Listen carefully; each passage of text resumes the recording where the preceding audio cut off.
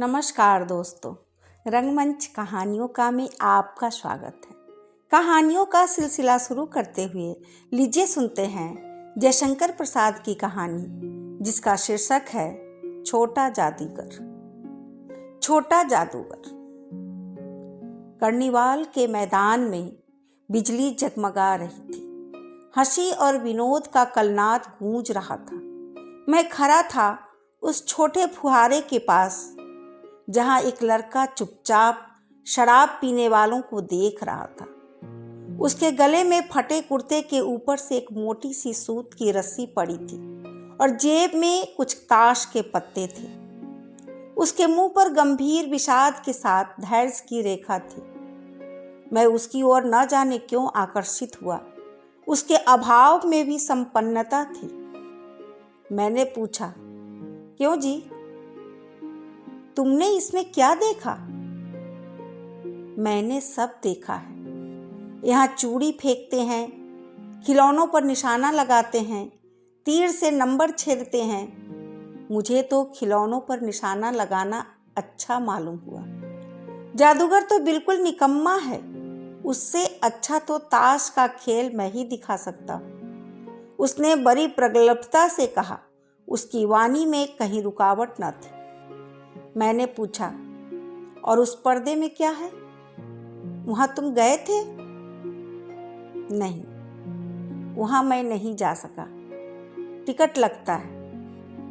मैंने कहा, तो चलो, मैं वहां पर तुमको लिवा चलूं। मैंने मन ही मन कहा, भाई, आज के तुम ही मित्र रहे। उसने कहा, वहां जाकर क्या कीजिएगा? चलिए, निशाना लगाया जाए। मैंने उससे सहमत होकर कहा, तो फिर चलो, पहले शरबत पी लिया जाए। उसने स्वीकार सूचक सिर हिला दिया। मनुष्यों की भीड़ से जाड़े की संध्या भी वहां गर्म हो रही थी। हम दोनों शरबत पीकर निशाना लगाने चले। राह में ही उससे पूछा, तुम्हारे घर में और कौन है? माँ और बाबूजी। उन्होंने तुमको यहाँ आने के लिए मना नहीं किया? बाबूजी जेल में हैं। क्यों?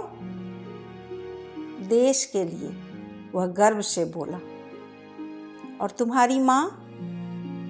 वह बीमार है। और तुम तमाशा देख रहे हो? उसके मुंह पर तिरस्कार की हंसी फूट पड़ी। उसने कहा, तमाशा देखने नहीं, दिखाने निकला हूं। कुछ पैसे ले जाऊंगा तो माँ को पत्थर दूंगा। मुझे शरबत ना पिलाकर आपने मेरा खेल देखकर मुझे कुछ दे दिया होता तो मुझे अधिक प्रसन्नता होती।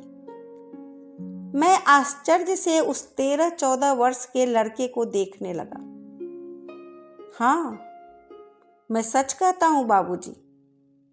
माँ जी बीमार है, इसलिए मैं नहीं गया। कहाँ? जेल में। जब लोग खेल तमाशा देखते ही हैं, तो मैं क्यों न दिखाकर माँ की दवा करूं और अपना पेट भरूं? मैंने दीर्घ निश्वास लिया। चारों ओर बिजली के लट्टू नाच रहे थे।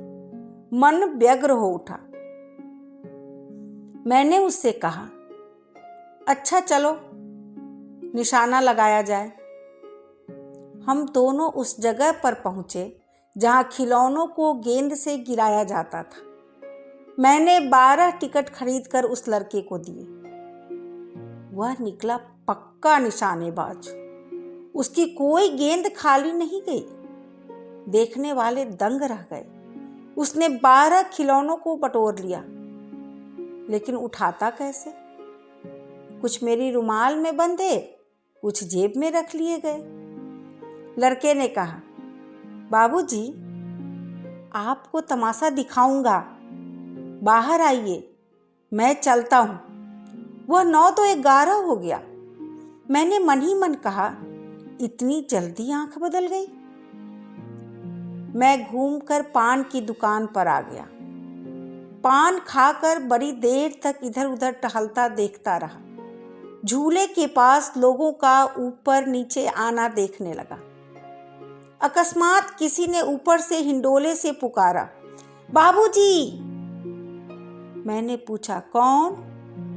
मैं हूं, छोटा जादूगर।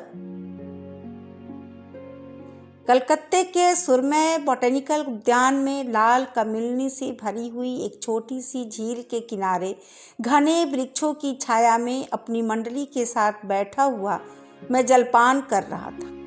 बातें हो रही थी। इतने में वही छोटा जादूगर दिखाई पड़ा। हाथ में चारखाने का खादी का झोला, साफ जांघिया और आधी बाहों का कुर्ता। सिर पर मेरी रुमाल सूत की रस्सी से बंधी हुई थी। मस्तानी चाल में झूमता हुआ आकर वह कहने लगा, बाबूजी नमस्ते। आज कहिए तो खेल दिखाऊं? नहीं, अभी लोग जलपान कर रहे हैं। फिर इसके बाद क्या गाना बजाना होगा बाबूजी? नहीं जी, तुमको क्रोध से मैं और कुछ कहने जा रहा था।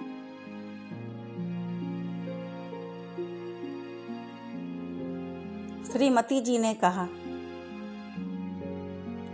दिखलाओ जी, तुम तो अच्छे आए, भला कुछ मन तो बहले।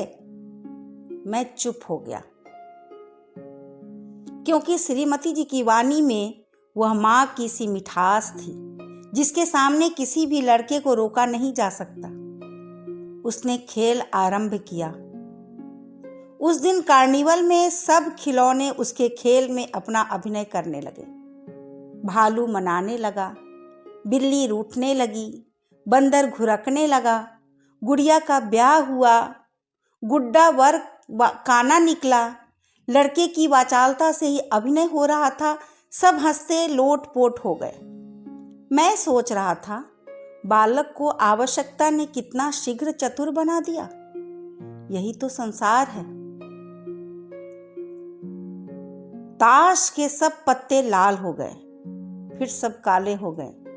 गले की सूत की डोरी टुकड़े टुकड़े होकर जुड़ गई। लट्टू अपने से नाच रहे थे। मैंने कहा, अब हो चुका, अपना खेल बटोर लो, हम लोग भी अब जाएंगे। श्रीमती जी ने धीरे से उसे 1 रुपया दे दिया। वह उछल उठा। मैंने कहा, लड़के।